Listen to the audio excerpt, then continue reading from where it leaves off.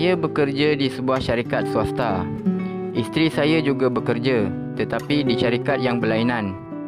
Hasil perkongsian hidup, kami dikurniakan seorang anak perempuan yang kini berusia 13 tahun. Kisah ini terjadi beberapa tahun lepas. Ianya bermula apabila saya mula menyedari perubahan sikap isteri saya. Saya melihat dia gemar membawa handphonenya ke mana-mana walaupun ke bilik air. Pernah saya cuba mengujinya dengan meminta untuk melihat handphonenya, tetapi dia mengelak dengan bermacam-macam alasan. Saya dah mula terfikir yang bukan-bukan. Nampak seolah-olah ada sesuatu yang cuba dirahsiakan daripada saya. Dari segi layanan juga telah banyak berubah. Kalau dulu, setiap kali saya bercerita tentang sesuatu yang lucu, dia akan ketawa terbahak-bahak. Kadang-kadang belum sempat habis cerita pun, dia dah ketawa dulu. Tapi sekarang sangat berbeza. Dia hanya sekadar tertawa kecil untuk mengambil hati saya saja. Soal diranjang juga begitu. Dalam seminggu, kalau saya minta 3 kali, 7 kali pun dia sanggup bagi. Tapi sekarang, seminggu sekali pun susah. Alasannya tiada lain, penat. Nak dijadikan cerita, mungkin Tuhan nak kabulkan doa saya. Satu hari, saya terdengar bunyi handphonenya, tanda ada mesej diterima. Waktu itu, isteri saya sedang mandi dan tidak membawa handphonenya bersama kerana sedang di-charge. Saya terus mencapai handphone tersebut dan membuka peti mesejnya. Saya terbaca, lepas kerja, tunggu di tempat biasa. Saya tiba-tiba menjadi tidak menentu. Fikiran saya bercelaru. Tapi saya kuatkan juga semangat, berlagak seperti biasa. Saya cepat-cepat memadamkan mesej itu dan terus turun untuk bersarapan. Tidak lama kemudian, isteri saya pun turun dan bersarapan bersama saya. Saya cuba tenangkan diri dan buat seolah-olah tiada apa yang berlaku. Kemudian, kami pergi kerja dengan menaiki kereta masing-masing. Tetapi, di pertengahan jalan, saya berpatah balik ke rumah untuk mengambil video kamera yang akan saya gunakan untuk mengumpul bukti. Hari itu, saya tidak jadi bekerja. Saya mengambil cuti dan mengajak seorang kawan untuk menemani saya. Kami menunggu di hadapan pejabat isteri saya dengan menggunakan kereta kawan saya itu. Setelah menunggu sekian lama, saya ternampak isteri saya keluar dari pejabatnya dan terus menuju ke sebuah kereta yang bukan miliknya. Rupa-rupanya kereta itu sedang menunggu isteri saya. Apabila kereta mereka sudah mula bergerak, saya menyuruh kawan saya itu mengekori kereta mereka dalam jarak yang selamat. Tiba-tiba handphone saya berdering. Panggilan dari isteri saya. Katanya hari ini dia balik lewat kerana ada mesyuarat. Bila saya bertanya dia sekarang berada di mana, katanya di pejabat. Ada tugasan yang perlu diselesaikan dan tidak boleh bercakap lama-lama. Hancur luluh hati saya bila dibohongi begitu. Nasib baik saya ditemani oleh seorang kawan yang dapat menenangkan saya. Kami terus mengekori kereta mereka sehingga ke satu tempat. Saya ternampak mereka turun dan menuju ke sebuah restoran. Saya menyuruh kawan saya untuk mencari sudut yang sesuai supaya mereka tidak nampak kehadiran kami. Selama lebih kurang 2 jam, saya merakam tingkah laku mereka dengan menggunakan video kamera yang saya bawa tadi. Kelihatannya mereka sangat mesra. Mereka kemudian keluar dari restoran itu dan menuju ke kereta tadi. Saya dan kawan saya terus mengekori kereta mereka. Rupa-rupanya mereka menuju ke satu lorong gelap. Dan kami tidak dapat mengekori mereka dengan kereta lagi. Waktu itu sudah agak malam. Saya menyuruh kawan saya menunggu saja di dalam kereta sementara saya turun dengan membawa video kamera. Saya menghidupkan fungsi night vision yang dapat merakam dalam gelap. Saya berjalan dengan berhati-hati menyusuri lorong tersebut dan nampak kereta mereka sedang parkir di tempat gelap. Lampu kereta dimatikan. Hanya kedengaran bunyi enjin kereta saja. Saya sangat terkejut apabila mendapati mulut mereka bercantum. Tidak lama kemudian, saya nampak tempat duduk mereka diturunkan dan saya terpaksa mendekati kereta mereka dengan jarak yang selamat. Saya merakam segala perbuatan mereka.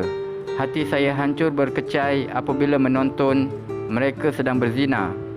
Saya terus kembali ke kereta yang mana kawan saya sedang menunggu. Saya menceritakan hal tersebut kepada kawan saya itu. Kawan saya menasihatkan agar saya tidak bertindak melulu. Dia menghantar saya pulang dan cuba menenangkan saya. Di sepanjang perjalanan, saya hanya mampu menangis dan menangis.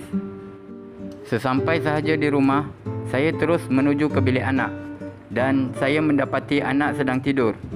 Kasihan, saya tidak tahu apa yang bakal terjadi terhadap nasib anak nanti. Saya solat dan menangis sambil berdoa. Saya hanya berserah kepada Allah. Apakah dosa yang telah saya lakukan sehingga begini hebat ujian yang menimpa saya? Tiba-tiba terdengar deruman kereta isteri yang baru pulang. Saya lantas segera ke pintu dan membukanya. Kelihatan isteri seperti terkejut kerana saya masih belum tidur. Katanya terlalu banyak isu-isu berbangkit ketika mesyuarat tadi. Sebab itulah dia terpaksa pulang agak lewat. Saya hanya mampu tersenyum sambil mengangguk lemah. Di dalam hati saya menyumpah, perempuan lahanat sudahlah berzina dengan lelaki lain, cuba untuk menipu suami pula. Saya tidak tahu sudah berapa lama dia buat kerja terkutuk ini. Selepas mandi dan bersiap untuk tidur, dia minta disetubuhi tetapi saya menolak. Saya sudah menjangkakan itu cuma muslihatnya bagi menutup perbuatannya tadi. Keesokan harinya, sekali lagi saya tidak bekerja. Saya mengambil cuti beberapa hari dan bercadang untuk pulang ke kampung. Saya mengambil kesempatan itu untuk memasukkan semua rakaman semalam ke dalam bentuk VCD dengan menggunakan laptop. Sebaik saja isteri saya pulang pada sebelah petangnya, saya menyuruhnya mengemaskan pakaian kerana kami akan pulang ke kampung pada malam itu juga. Dia terkejut dan mula bertanya bermacam-macam soalan. Dia juga memberikan alasan bahawa esoknya dia harus bekerja. Saya tidak mahu bercakap banyak lagi. Dengan perasaan yang amat marah, saya telah meninggikan suara dan menyuruhnya mengambil cuti kecemasan saja.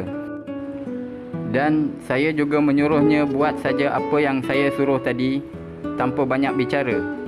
Kemudian, saya meminta anak untuk bersiap kerana kami akan balik kampung. Anak bersorak keriangan kerana dapat bertemu dengan atuk dan nenek yang dirinduinya. Di dalam perjalanan, saya hanya mendiamkan diri walaupun bertubi-tubi soalan yang ditanyakan oleh isteri saya.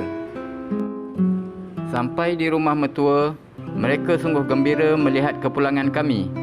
Terasa seperti tidak sampai hati untuk saya meluahkan apa yang terbuku di hati saya kepada mereka. Sehinggalah pada keesokannya, saya meminta kedua-dua mertua saya dan isteri saya duduk di ruang tamu untuk membincangkan satu perkara. Isteri saya kelihatan tenang dan saya tahu itu hanyalah luaran saja, sedangkan hatinya lebih berkecamuk di atas apa yang telah dia lakukan.